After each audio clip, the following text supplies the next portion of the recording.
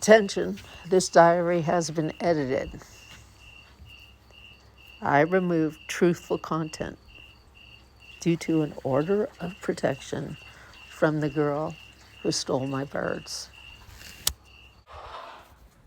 My YouTube channel, I use it primarily to chronicle the challenges of trying to change the tragic plight of the captive macaw and for venting the challenges I come across and the mistakes I make and things I encounter. See these two little birds here? I really, really let them down. I purchased their freedom. They started off this world horrible, and I, along with Brandy, initially erased those memories and gave them love, unrestricted freedom until I left. To say my birds must be unrestricted and cared for the way we discussed according to our agreement. And if there's ever a problem, they revert to me. 30 days after I left, she couldn't last more than that. She's a firm believer in the TikTok community, so she makes contact with some broke guy who has a rescue in Texas. He's a Karen, by the way. I'll show you why. Should be why Second Chance Ranch should be called Brokeback Mountain. Karen's Brokeback Mountain. It's so cruel what she did. She took these little babies who were loving the forest, and drove them there. Didn't just dump them off there. Don't even know who's taking them, what's happening, anything about the people, that guy's flock is infected. And they're in an enclosure. It's so mind-boggling that she could do something so horrific. And naturally, and then try to trick me, have people telling me they're fine and doing great, unrestricted. Well, naturally, you're bringing on a big problem.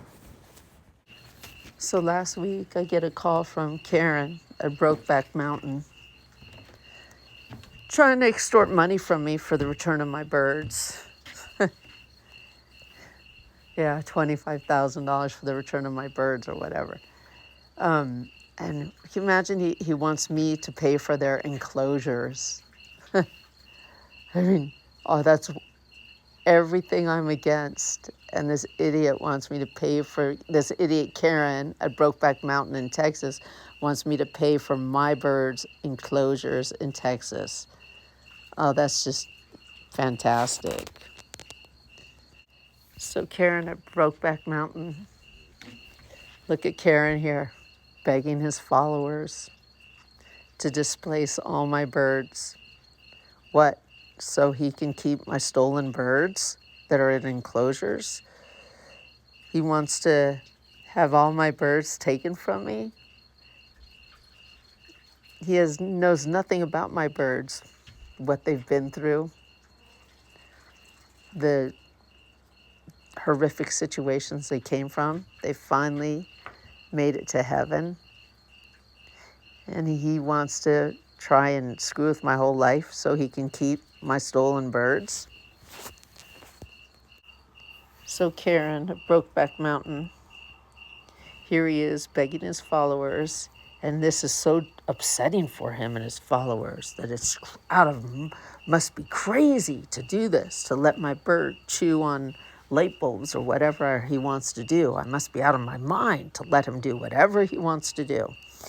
And he's just so horrified by this screenshot, which is actually taken from a fascinating video.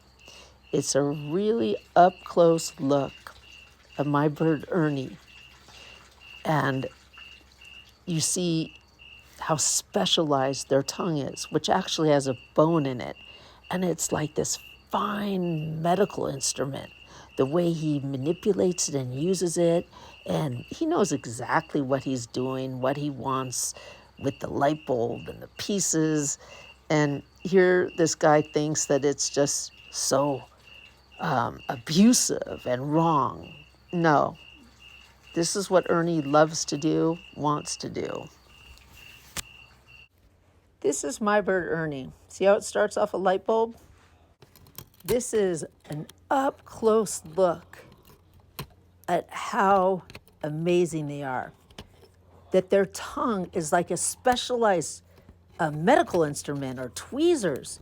The way that he maneuvers it against his beak, and the whole process is what a fascinating inside look into another world. To see how different they are, to see how they do things that we cannot even fathom. He knows exactly what he's doing right there. Oh, and this is abuse to the Karen in Texas.